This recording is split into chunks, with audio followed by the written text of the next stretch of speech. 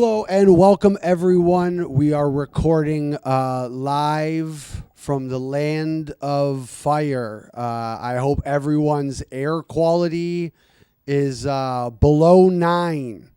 I hope you all have a nice below 9. I apologize to those currently suffering through 11s.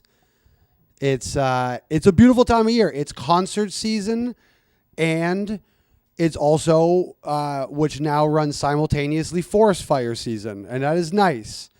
It is a nice thing that as we all have the opportunity to enjoy the outside. How dystopian has it gotten now? I spent a beautiful week at the cottage, or a day. I spent a day. I shouldn't have said a week. We went to visit my parents.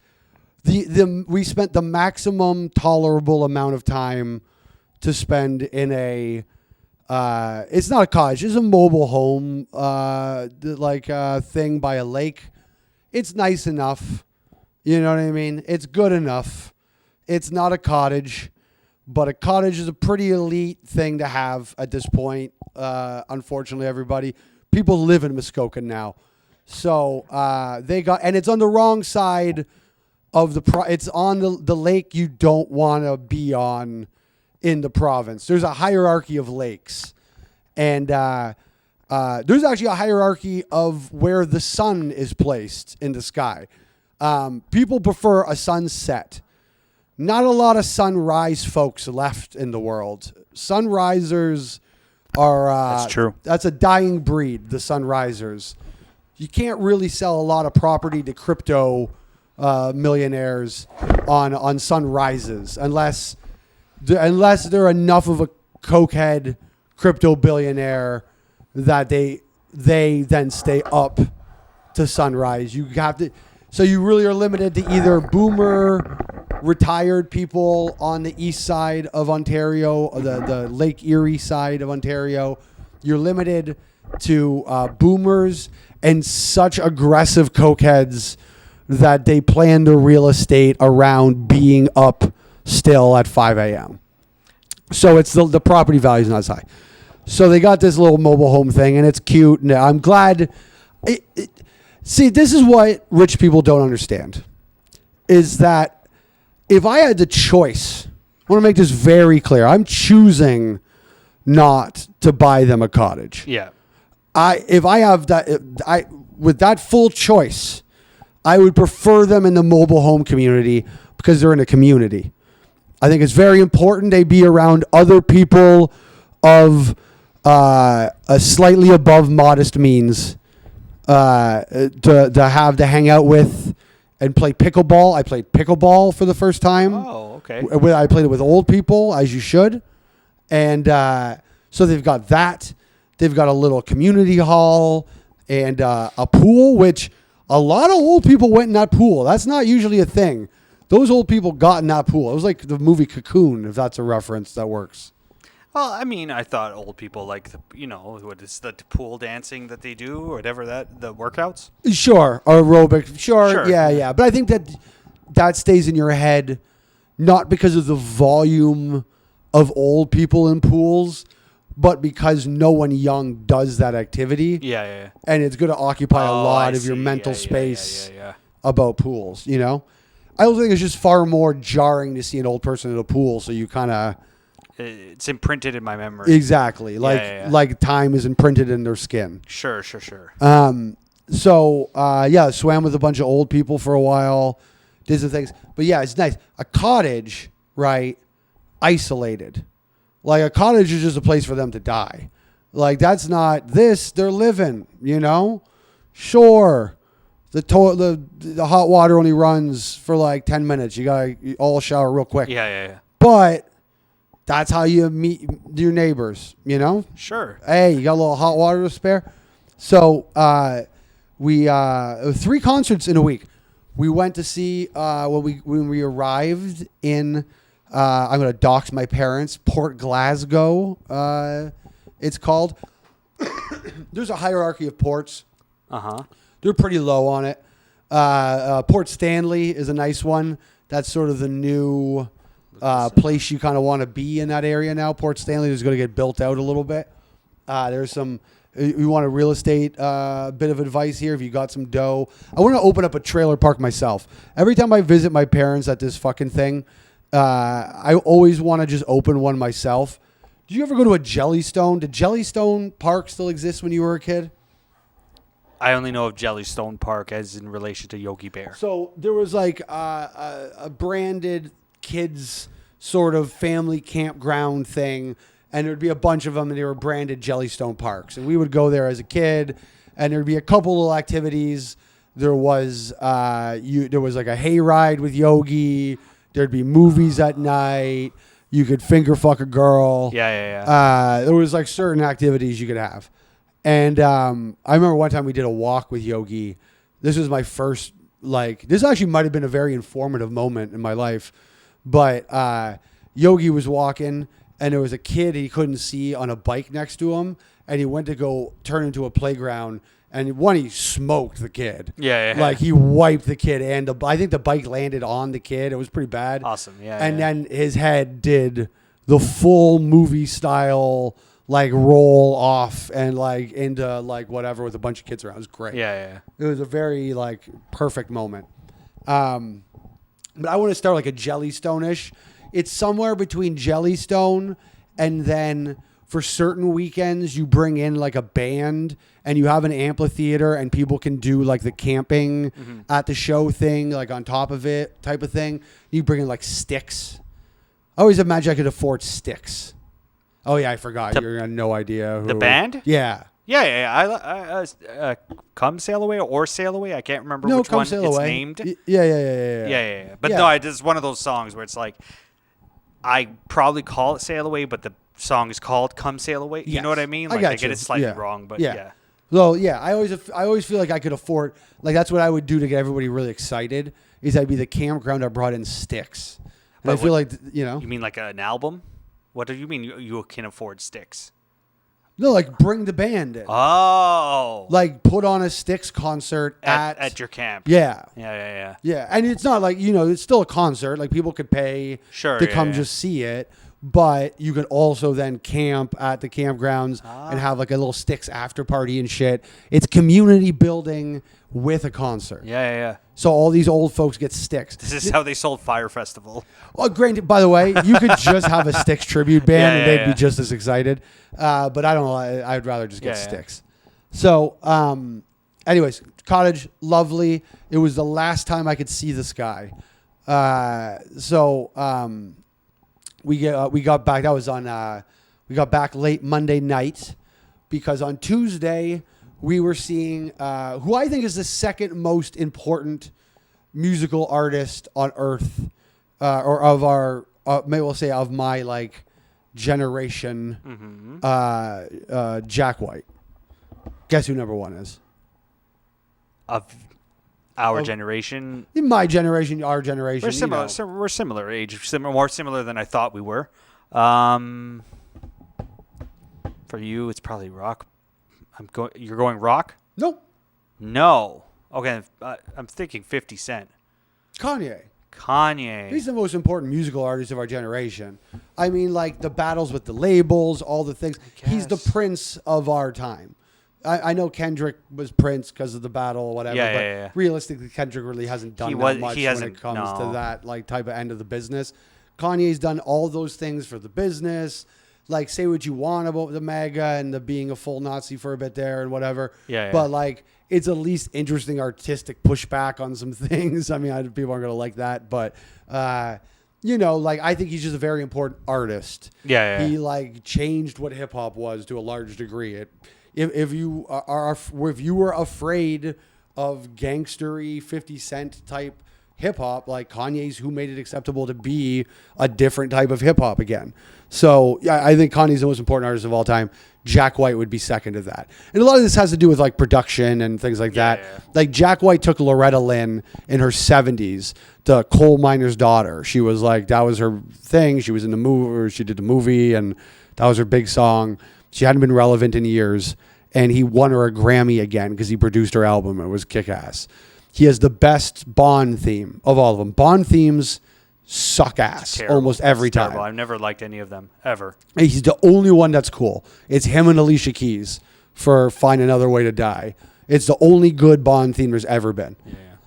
I might have missed the Alicia Keys one. I'm not sure. I really like her music. So It's her and Jack White. It's excellent. Have you ever heard remember the Adele one? Skyfall. Oh, yeah. And when it crumbles but to be together. It was so stupid. I'll be fair to her though. Yeah. Is she just made the mistake of not trying to change something? I know when somebody said, "Will you do a Bond theme?" She's like, "Well, there are all these weird melodious things. I guess that's what I'll do." I feel like that's what she probably did. Like, She should have thought outside the box. She should have rapped. Yeah. Anything. Yeah. Literally anything.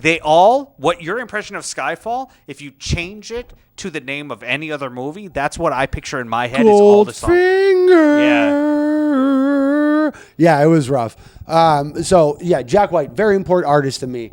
But the opening band for Jack White, handpicked by Mr. White himself, was a French Canadian band or French band, Engine de Platron. They're French Canadian. French Canadian band, Engine de Platron, who I'm sure is. Do you like that? You're getting as close as possible. All right. I guess. Yeah. No, please go ahead. It would be Engine de Poitrine. Patouin. I don't. Yeah. I anyways. actually can't roll my R's anymore because they took out my, that little thing that dances in your throat. Yeah. They took out my tonsils, and then they took that out as well as part of my surgery. That I found out that day. Maybe I wasn't listening when I got my. Was there something wrong with your dangle? Why did they take your dangle? So they took my tonsils for sleep apnea reasons. Okay. Maybe I wasn't paying attention when my ear, nose, and throat person said. I could see if you were having apnea problems, the dangle being an issue. I guess so. Yeah. I don't know. What's the dangle for? What's the function of the dangle? I'll tell you what the function is. If you're French specifically, it's how you roll your R's. I woke up from surgery. No longer French. Could not roll my R's. No longer It was French. almost like when the people have head injuries and they wake up Chinese. Yeah. You ever seen that? Where a lady just speaks Chinese now, with an accent? That was kind of you. You woke up with a different accent. I woke up as an Anglophone. You should have hit the news with that. You should have sued them for taking your culture away. I thought so much later about suing them. It's just I was in disbelief. I didn't believe in any way it was related. And I remember I went to the ear, nose, and throat guys a follow-up, and I'm like, hey, by the way, I can't roll my R's anymore. I'm French. I can't roll my R's anymore. And he goes, oh, I've never heard of that. I don't know, whatever. But you have a lot of sore throats, so I was thinking it's that, and it'll come back eventually. And then every day he wakes up and goes, yeah. Look, I can't do it. Okay. All right. We're going to, listen, and that's why in the link in the bio of this episode is the GoFundMe. We're going to get Sanker a prosthetic dangle. I need this. Yeah. It's just going to be a mini version of the balls they put on the back of trucks. We're going to have a shrunk down version of that injected so he can roll his R's again. It helped me a lot. Yeah.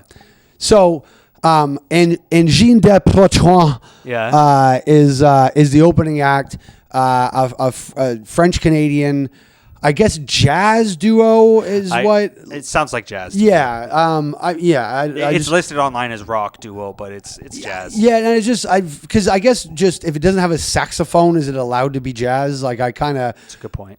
But they're like this experimental duo, whatever. And they have been exploding recently, apparently. Uh-huh. So Montreal Jazz Fest said that they sold more tickets this year because of them than they've sold since Stevie Wonder performed there in 2009. Wow. This band is exploding. Way more people dressed. Now, to be fair, I don't know what you dress like for Jack White necessarily. I don't know how you dress for Jack White but these guys dress all in polka dots and they got big silly noses. It's the Frenchest bullshit you've ever seen here. Let's just be very clear off the rip. This is some French bullshit. Which usually I'm okay. I like the French. I'm not an anti-Francophone person. I think Quebec is very important. I think that they like defend our democracy in Canada in a lot of ways. I think they have a great protest spirit. I think the French in France are the same way. I enjoy the French. I like them. Protect your culture. They're cunts about speaking French, and they're the only ones left in the entire world that you can just know French and be fine, and you don't have to learn English to make money. It's nice. But anyhow, this is some French bullshit, and you could get tricked by some French bullshit from time to time. Yeah, like there are, it seems artsy and whimsical and whatever. I get it, and I was very wanted to be in because they're exploding right now, and I'm getting to see Jack White, a guy I love, and hey, this new thing that's like sweeping the nation. Yeah. I get to enjoy that as well. What a treat. What a treat. Yeah, that's like when I went to see Ghostface Killah, and his opening act was Bad Bad Not Good, which is now a much bigger band. And what a bizarre lineup that is. Yeah. But they were doing a whole thing where they even, after he went up, they were playing the hip-hop beats, but with a band. It was cool. Like they were fun. doing their versions. Okay. Yeah, it was a whole thing. Well, but anyway, that's my point, is that to other people, maybe not to you because we're about to find out, you went to a Jack White concert and, maybe discovered a burgeoning... So then now let me say, if I had seen them 4 months ago, that experience I just described to you is probably exactly what I would have had. But since they've blown up, everyone is fucking retarded about it. Like, it's way over the top. It's way too much. They're fine. They're good. It's nice. It's a little funny little bop. I will say, I mean, you're playing a 16,000 person amphitheater. You could probably afford full drapes. If somehow this gets to them, they had this very small. Remember in like a school library, they would have those like false walls that they could pull places. Yeah. They basically just stapled 2 fucking curtains with polka dots to that, and then stood in front of it. It was very minimal, and I get that that's probably something they're going for. Stop. Just do the full thing. It would have looked cool, and we would have all enjoyed it. And it would have cost you $1,500. It really would not have been that expensive to just have the full fucking thing. So Andrine de Poitouin is on, and I'll share the videos. Oh, that's right. I can't share the videos because our phones were yonder bagged. Oh, okay. You're familiar with yonder bags. I'll tell you why yonder bags are great. I think this is why more like large venues need to adopt yonder bags more often, is because it's great for stealing kids. You know what I mean? Like if it, like in the last, since the Epstein files and stuff, it has become, I would say, unfairly at this point. Listen, there's something called the Overton window, right? Which is sort of where we are politically in things. I would say at this point, the Overton window has shifted a little too far on pedophiles, and it's time to swing back a little bit, Yeah. So I think what we need to do is collect as many people as we can into large areas, and then take access to phones away from them, and then serve them alcohol near minors. I think that's probably, if we want to, listen, the internet is full of police looking for pedophiles, right? The entire Epstein ring has been brought down. Like, To Catch a Predator, every town has 1 or 2 of their own YouTube pedophile hunters. It's getting harder and harder to be a pedophile. I think we need to at least give them a sporting chance. And I think that yonder bags at concerts are a wonderful way to promote pedophiles and just general kidnappers. It doesn't even necessarily need to be human traffickers. I would say I would like to know how much money human trafficking has invested in yonder bags as a company. I would like to see. Can we get this to CoffeeZilla? Can somebody clip this and send this to CoffeeZilla? Send this to the guy, yeah. If possible, and see if we can find out how many of the investors in the yonder bags have also been credibly or, flimsily accused of participating and possibly even promoting human trafficking. Because I would imagine if I was a very successful human trafficker, right? Let's say I'm, Which everyone who does it is. Yeah, it's a pretty you either kind of are in the business or you're out. Yeah, you know what I mean? It is, as Mobb Deep put it, ain't no such things as halfway crooks. Sure, yeah. Scared to death, I'm scared to look, I'm shook. Take a kid or leave it alone. So, yeah. So if I was a successful human trafficking fella, and I have some other shell companies and other things to hide it, but my main business is human trafficking.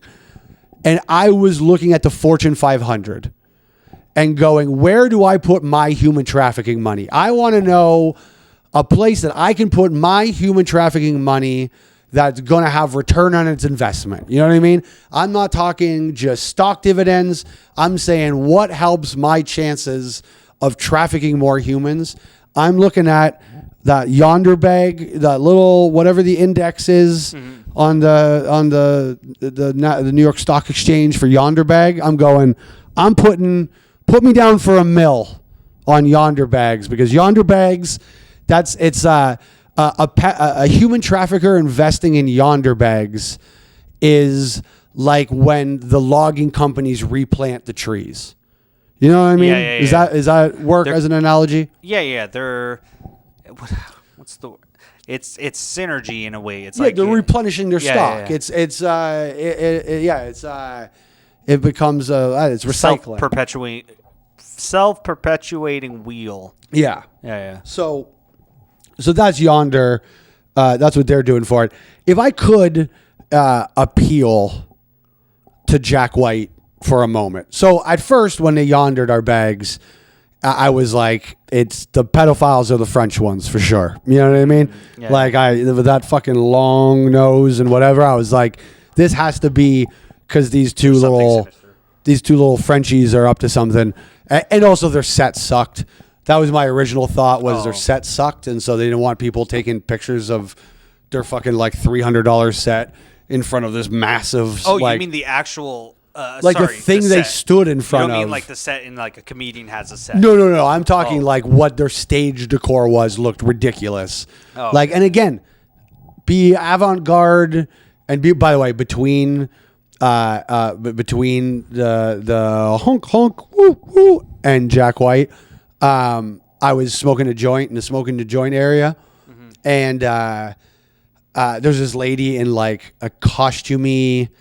Like, it is funny that liberal, being like a super liberal kind of NPR personality lady, actually did you ever watch the Drew Carey show?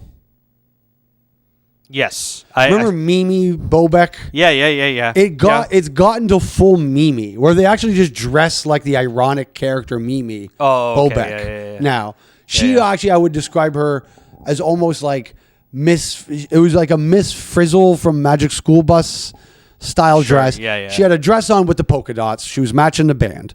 And then she had these little triangle dangly earrings on. Yeah. And we're smoking this joint, and I'm overhearing these dipshits talk about fucking this band. Like, and again, if they were all like, you know what, I didn't have any expectations, but that was like kind of fun. I enjoyed them. I would have been fine with everybody.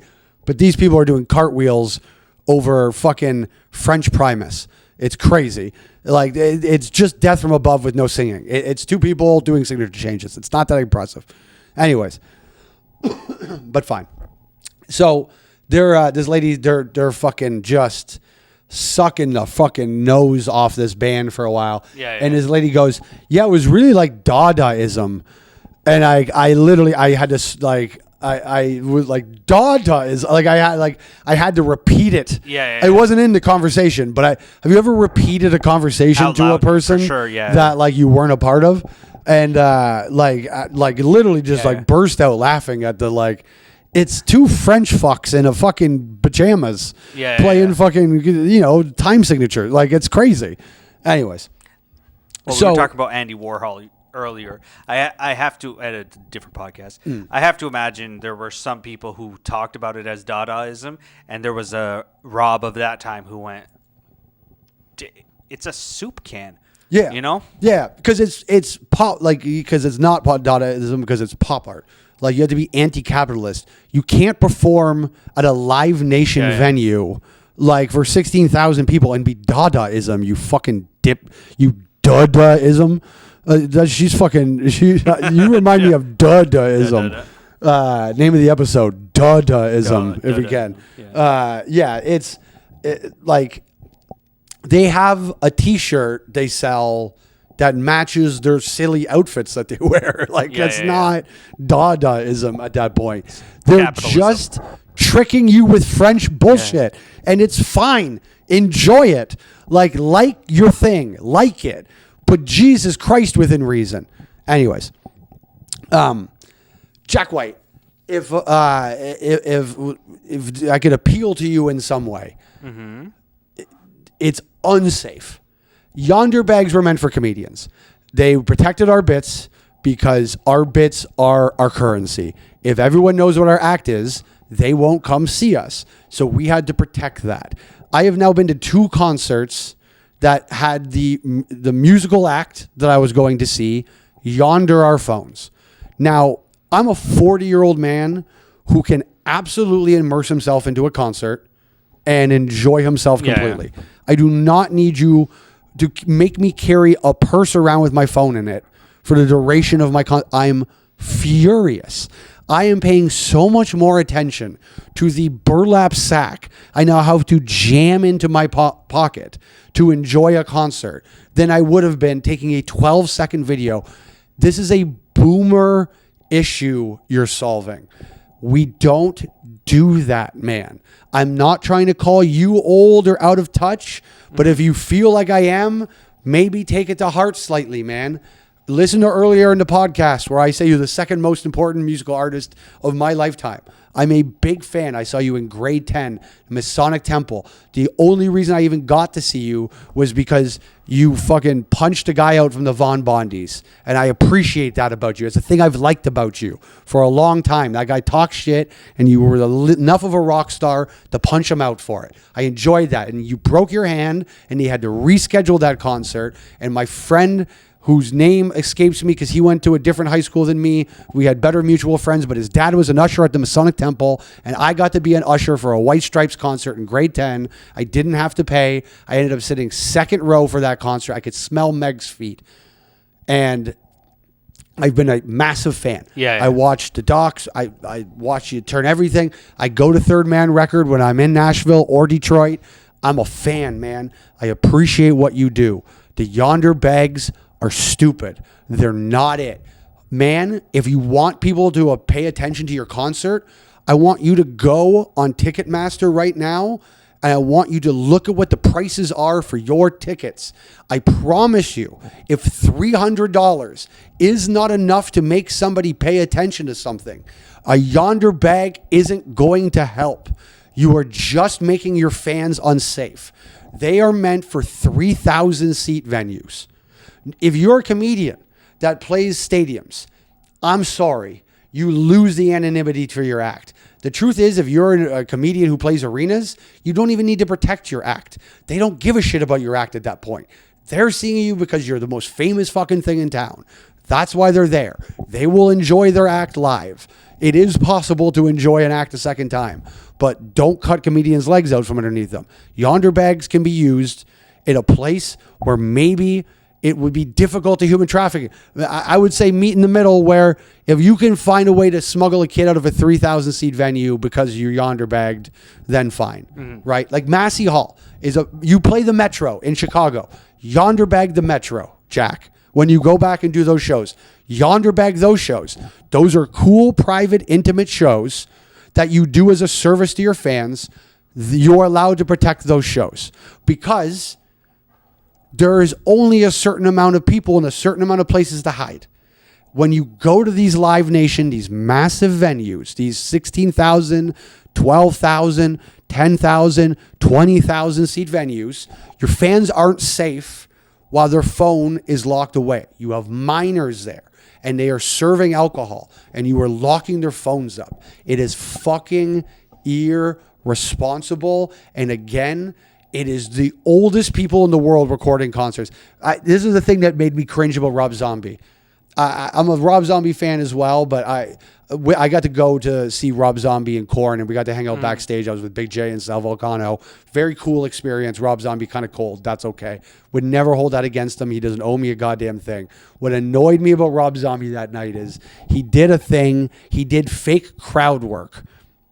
And the only thing he did the entire night is he went, hey, can we all just like put our phones away and enjoy one song without what? And he gives a speech, and during the speech, he then looks in the crowd and he goes, there's a guy filming me say this, whatever.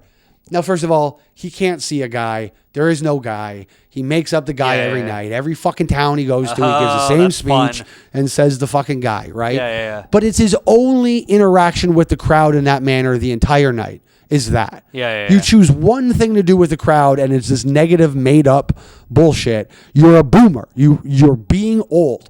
Young people don't do that. We take out our phone and a song that we love. We record fucking 12 seconds of it. Because by the way, just look at what a reel or an Instagram story is. We don't record the whole things. No one has the attention span to hold their phone up. You think the fucking Gen Z kids are recording entire songs? They're not even listening to the entire songs. You could throw their fucking phone into Lake Ontario and they're still going to fucking kind of lose interest for a second. That's just who they are. You can't yonder bag their phones out of it. Stop making your fans unsafe, Jack. It's a boomer thing that you're doing. I'm sorry. I really respect you. I don't know. I was at that Kid Cudi concert. There was a lot of young people. I'm trying to remember. I get that it's usually short filming. There's going to be a couple fucking people who do it a little heavier than others, but you're not ruining anybody's experience. Ghost did the same thing. I understand to a degree with Ghost because they're protecting a set. Like they're protecting sort of what their stage show is. They're leaving a little mystery to what you're like going to go see. Jack White's just Jack White out there. Like, and God bless. I will also say I'm a pretty big fan, and it was a bit of a divorce performance, and I don't mind that whatsoever. The man got divorced this week. I don't mind that at all. That's a very hard thing to go through. People forget that we're human beings. I'll honestly will say I appreciated seeing him going through kind of a hard time. Like, there was just moments, and like he Seven Nation Army, he banged it out like it was nothing. We all, whatever. All the hits he got, fine. But there were times kind of in between I found that, like, I feel like you could have went like that in front of him at times. And it's like, but he's literally like, he signed the paperwork this week to like lose half of his stuff. And we're out there and play your little rock and roll hits, Jack. Like, it's tough timing. So I appreciate, if you know what's on my chest, these are Stone Temple Pilot lyrics. It says, I'm not dead and I'm not for sale on my chest.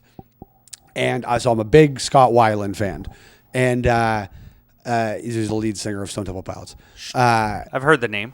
I've seen him live twice. I saw him once with Stone Temple Pilots, clean, tight performance. I very much enjoyed, at one point, people started moshing the Stone Temple Pilots, and he stopped and chastised them.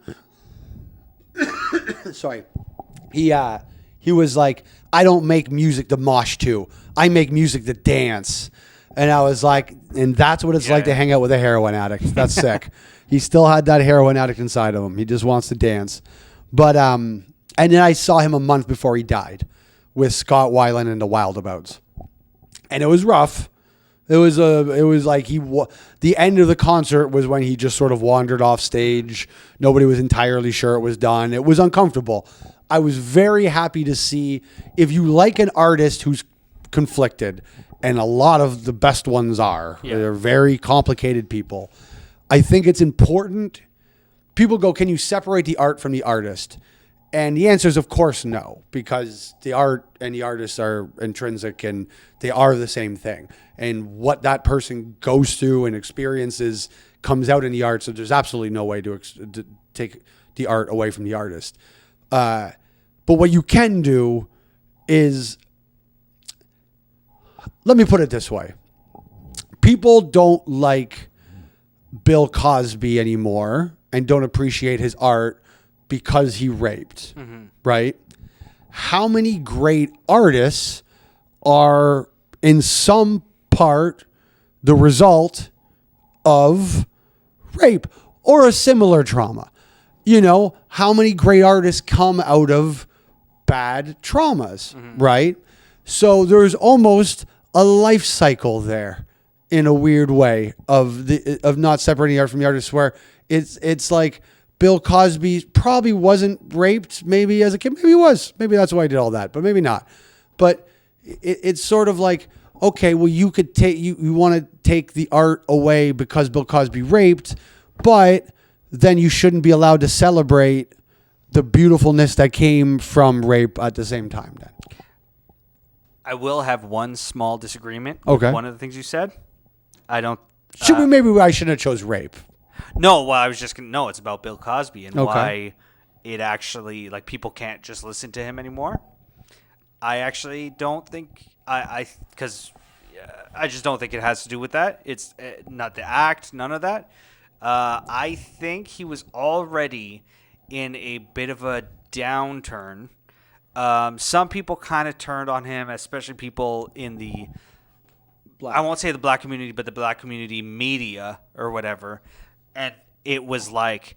It was just that thing that kept being perpetrated after... what's his name? Eddie Murphy's bit about what Cosby said to him. And then in his later years, he had to, black people just pull up your pants and all this kind of stuff. They had gotten tired of the pull up your pants attitude. Yeah. But I will say many of them, you said the black media turned on him. And I will say many of them probably because they were in full knowledge of his crimes. It was a pretty open secret, apparently, by that point. Like, there's a 30 Rock joke about it. Yeah. Where they reference it.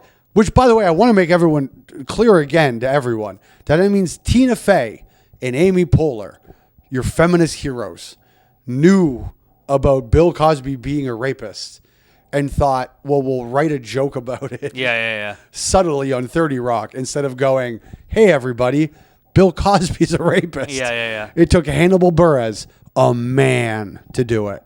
But which is funny because if you look then at also SNL, part of the reasons that I think Norm used to get in trouble was all the OJ jokes, which was just him going, so he murdered his wife. Yeah. And I'm going to make jokes about that, but I'm also going to look at you. And instead of making a joke, I go, they were all like Norm style stuff. It's like, OJ, very popular for all things, especially murdering his wife. They were all like thinly veiled. This just in. Murder legal in California. Yeah. But no, I still think, and I think perfect example is you go to like R. Kelly, I was thinking about R. Kelly recently the other day, is that... While you're pissing on your girlfriend. Yeah. Well, people make jokes about it, but it is funny that, and I'm not saying grown women, you got to take their abuse seriously or whatever, but they were technically adult women that it all came about that got him put in jail or whatever. I was thinking about this the other day where I'm like, we all just gave him a pass on the I fucked and pissed on a 15-year-old girl thing.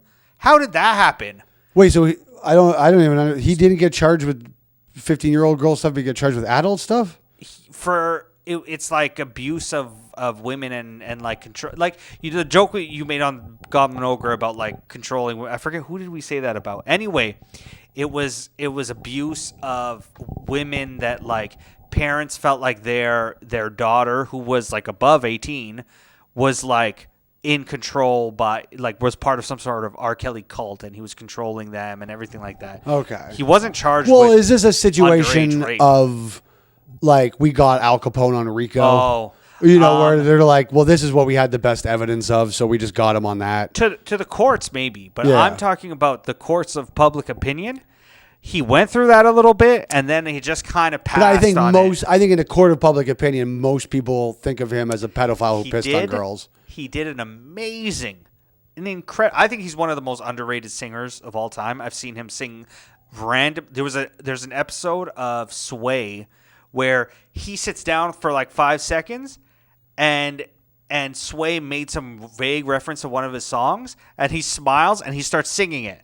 Like he's there, he sits down and he goes, He hears Sway say the joke, and he starts singing, Yeah. and they're laughing with each other and singing. And his singing as a joke, after sitting down for 5 seconds, is top tier singing. It's amazing. So he's so fucking voice wise talented. Yeah. But I'm talking about not in the courts. In the court of public opinion, he peed on a girl who was underage, which we also acknowledge he had sex with a girl who was underage, and still he did X Factor and Sway and all that stuff after that.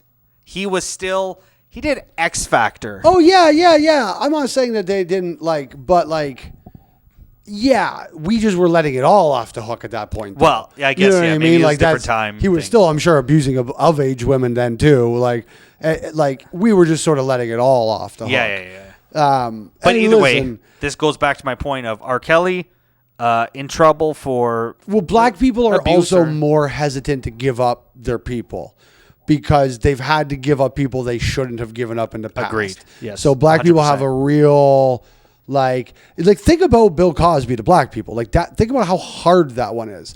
Bill Cosby. Now I know what you're saying that a lot of people had kind of turned on him, and it probably helps a bit.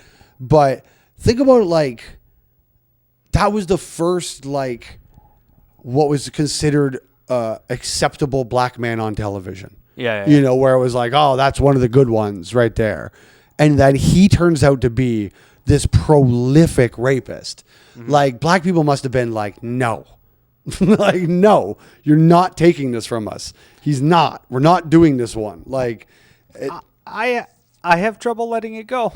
There's a part of me that will always exist to go, yeah, but Janice Dickinson, I'll sit there and that's all I'll say to myself. Yeah. But you can't let that whack. That's Alex Jones effect, where Alex Jones says one crazy ass thing every so often. It's like, yeah, Janice Dickinson is one crazy ass bitch in a pile of pretty normal ladies. Yeah.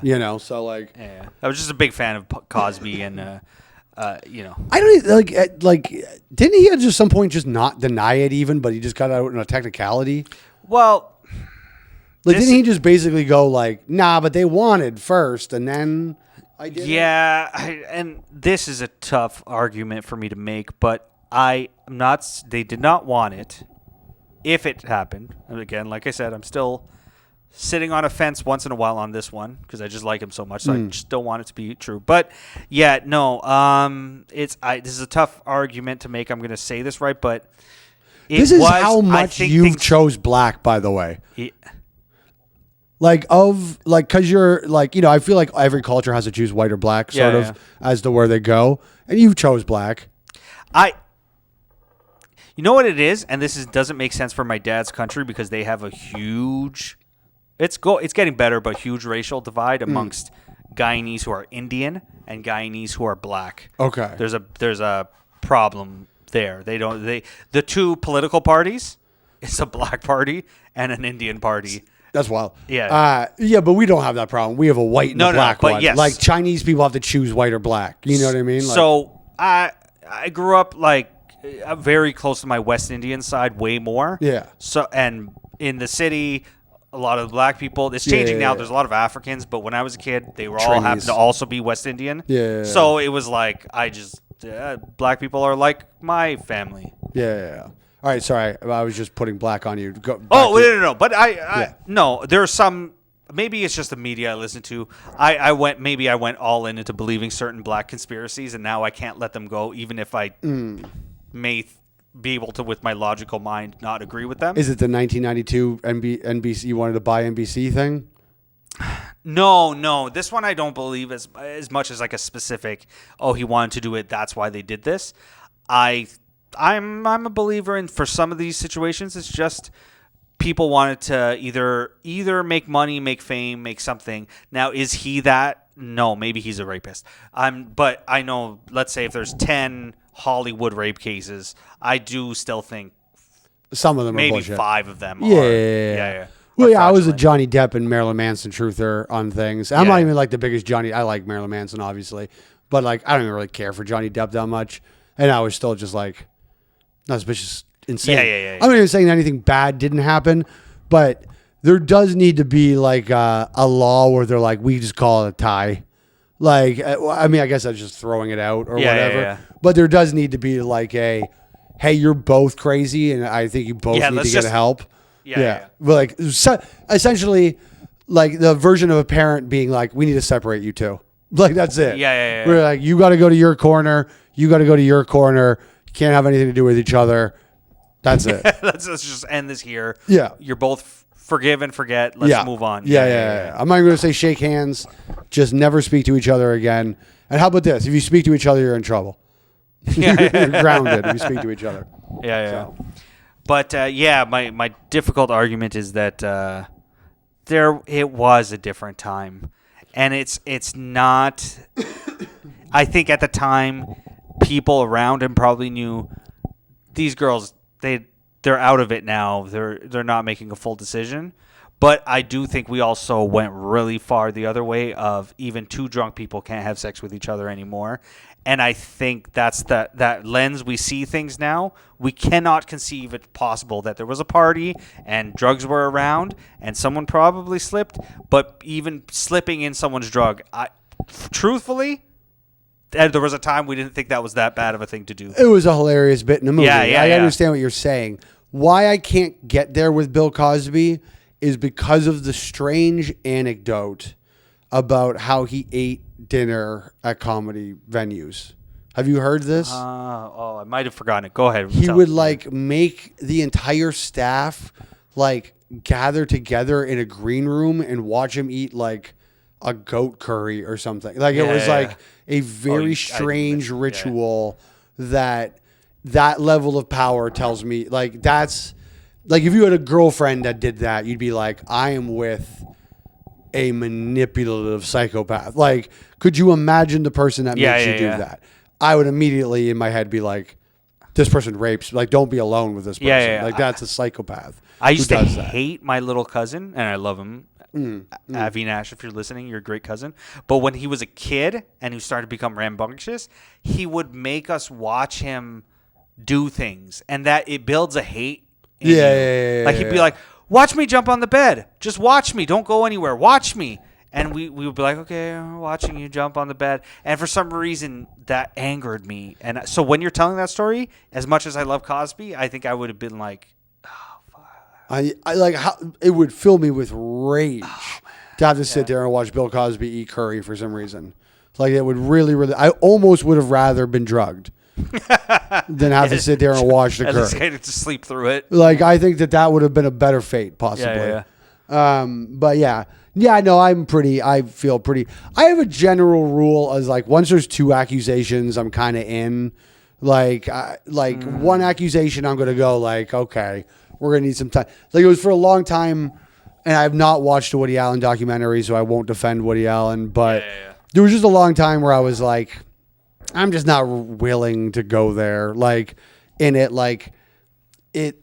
Both things, it's such an old lie if it's a lie that I believe he could fully just believe it now, and he would have, there's no figuring this out at this point.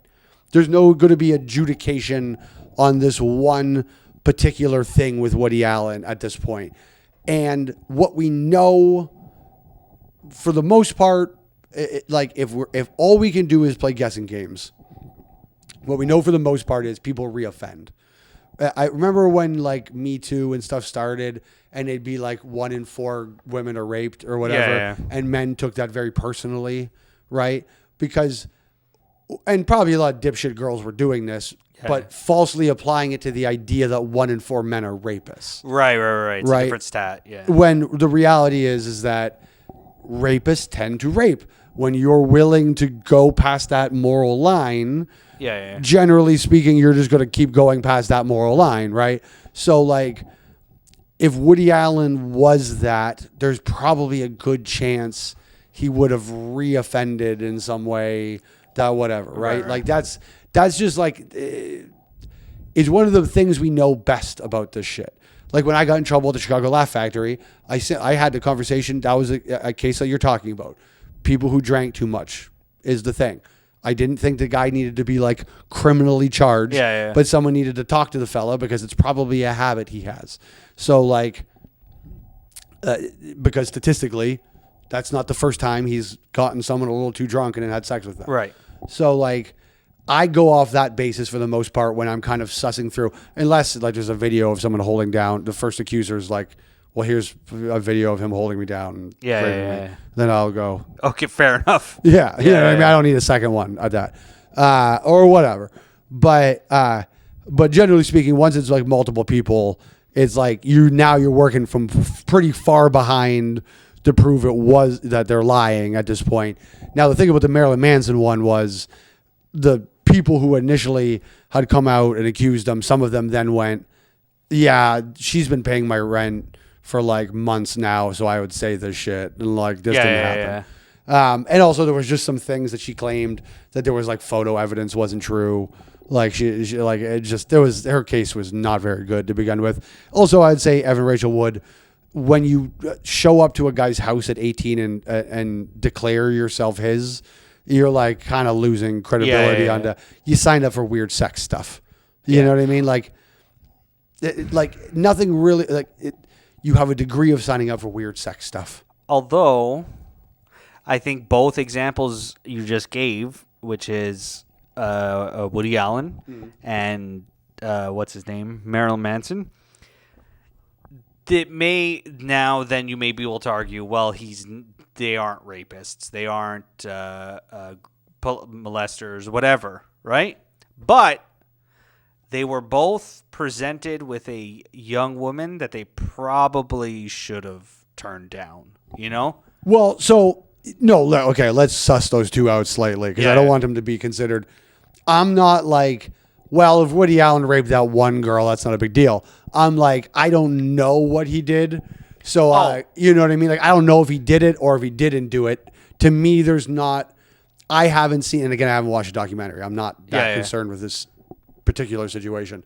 I'm not like a big Woody Allen guy. So the Woody Allen thing, I'm talking about just sleeping with his adopted daughter or whatever, stepdaughter. He probably should have turned her down. It was never actually, see, this is the problem with us, is that it was never his daughter. It was the daughter of someone he was married to at some point, but at no point was Woody Allen ever her step or any sort of father in any way whatsoever. That was a different point in her life. It had nothing to do with him. They never saw each other at gatherings, and I would have to know. I would have to remember enough of where in the timeline. Is it weird? Yeah, it's fucking weird. That's all. Yeah, listen, do Seinfeld. Seinfeld picked up a 17-year-old. I mean, he's a fucking weirdo. Well, so all I'm saying in my wording of both of them, and same thing, Evan Rachel Wood, is they're women that they probably should have said, hey, thanks, but no thanks. I'm an older guy. It's cool, you know. Yeah. Also, Woody Allen, maybe we weren't around each other, but you're my ex-wife's daughter. It's weird. My mom's ex-husband. Yeah. Whatever. Yeah. That's all I'm saying is they're both creeps. Fair. If not weird thing to do. Wrong. Don't want them around your daughter. You're allowed to have people you don't want around your daughter. Like, that's a thing that's okay. That used to just be a thing. You're like, he's a good guy at the bar, but I don't bring him over to my place. Yeah. You're like, and that was the way that you protected from things like that. You went, that guy's a little weird. But like, you know, like, absolutely. Marilyn Manson was also big. I would expect Marilyn Manson to be inappropriate. It would be strange if Marilyn Manson wasn't inappropriate. If he was just a gentleman. Like, it would be we'd all go, and by the way, he should be, and that'd be great. But it would be strange. I got to be honest with you. Like, fair enough. It does not take me aback. You win on that Marilyn Manson was a little inappropriate. It's a very good point. You win. Yeah. But yes, I would say the Woody Allen case, you probably should have just found. It's like I have an aunt and uncle, Tom, who I hope you feel better. I know you're still battling. Yeah. Great uncle, and Cheryl, who both were last name Mayu. Like when they met, they had my last name, and they apparently looked into it, and they weren't related. But I would say, I would still just find somebody else. Yeah. Like, that's either the greatest love of all time, or like, you gotta just figure someone else out. Yeah. There's a million other people. Honestly, it's almost in a way a beautiful like Romeo and Juliet story, except it's Mayu and Mayu, and it's like, well, we have such a deep passion for each other, but we can't marry each other. We have the same goofy last name. Yeah. Oh, there's when I was in university, there was a girl in one of my classes that I thought was really cute. It didn't go farther than that. I was like, that's a pretty girl. And she was friendly with me. She would talk to me and stuff. And then but I found out her name was the same as one of my sisters. And I'm like, yeah, I'm not doing that. That's weird. Yeah, sister's tough. And I had a girl that I had a crush on in high school. Being French Canadian, where I'm from, yeah, you end up the pool's pretty mixed about. So it was this girl, Mandy Meloche, just so you know, in case you ever watch. I had a crush on you in grade 9, and then we went to a family reunion. She was at my family reunion, and I had to be like, I got to try to mentally work myself out of this. And then as porn got more aggressive, work my way back into it for a little bit, and then work my way back out again. Yeah. I dated a girl I met at my aunt's birthday. Family get together. Sure, but that could just be. So what ended up? So I'm saying aunt, but I hear different families call this different. This is my dad's first cousin. Okay. But I call her my aunt, whatever. And it was her niece, but it was her niece by marriage. So I dated someone from my aunt's married-in family. Yeah, that's crazy far away. Yeah. But I remember. But you still don't marry her. Oh yeah. Probably shouldn't marry her for other reasons. There was Hey, I'm just saying. Yeah. Like for the family, you're correct. You probably just don't go ahead and not marry. You just don't want to have that explanation. Yes. Also, the references on that can also be too accurate. So some of my family members found out I was dating her, and my aunt talked to that aunt that's married into this girl's family, and went, No, that's bad. Bad. Yeah. Don't do that. Bad. Yeah, we don't do that here. I care. No, not about. Don't do it to one of my family members. Meaning, that girl. Yeah. Big mistake. I'm giving you a warning right now. Oh, Big mistake. Damn. What was up with this lady? I didn't think it was that bad, but she did after we weren't dating anymore. Years later, she did one of those way too revealing. This is what's going on in my life posts. Yeah. X, he's in jail now. Talking about him, and I got to read the whole thing, and I remember thinking, I know the crux of this is that you were possibly abused, and that's not what makes you crazy. The fact that you posted all of this makes me feel like I dodged a bullet. Yeah. Because you could have been that guy in jail. Right. You know right. What I mean? And look, maybe he's the bad guy. Wings of a butterfly. The fact that she posted it. Yeah. I always thought that was insane recently. Maybe we'll do an episode on that one day, is just the insanity of putting your life out there for like people to still read or whatever. Yeah, well, that's what happens when we don't have church or anything anymore. You know what I mean? We don't have community, so you're just like a desperate cry for help. There's a lady. I'm going to end on where are we at? Yeah. This is for. Oh man, I can't believe I don't even remember her actual name. Let's leave her anonymous. Mary Magdalene. There's a lady on my Facebook, an older lady. I believe she friended me when I was on tour with Stanhope way back in the day, and I think she's like a West Coast. This is things I've kind of surmised, and she's very all day Trump things. Positive or negative? Negative. Like anti-Trump. Everything's Trump, Sure. Trump. And she does all these like long diagnoses of the situation and the whatever and stuff. And I'll just I can't help myself, but just sometimes be like, I'm going to just poke at and it's like, but then there will come a time where I'm like, she'll have whole days of just like all these posts and no one's liking it. Nobody's commenting. The only person she's engaging with or her entire life is me. Like I might as well be her son at this point. Like no one communicates with this woman aside from sometimes me being condescending on her Facebook. And that must be the best part of her day. And what I would like to say to that woman is, move to a mobile home community. Don't get a cottage. All right. I like this. Rob was arguing. Bye.